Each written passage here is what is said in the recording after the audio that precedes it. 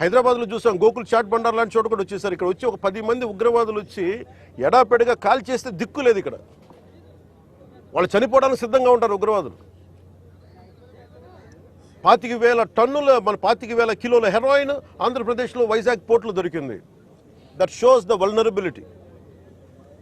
అలాగే మనకి Arshi trading company అని చెప్పి అది ఇక్కడ విజయవాడలో ఉన్నది, అటు వెళ్ళిపోయింది.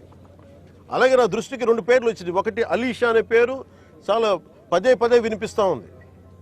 నాకు అర్థం కాదు ఎవరు అలీషా ఎవరు అని. అలాగే ఇందాక చూస్తే దాదాపు 16 కంపెనీలు ఉన్నాయి. ఇందాక మనకి కొండబాబు గారు కూడా నేను ఒకటే చెప్తా ఉన్నాను, మనోహర్ గారికి కానీ సుధీర్ గారికి కానీ మేము అందరూ కూర్చోబెట్టి ఇందాక మనం బోట్లు వెళ్తాం మాట్లాడుకున్నట్టు, it is not about one individual.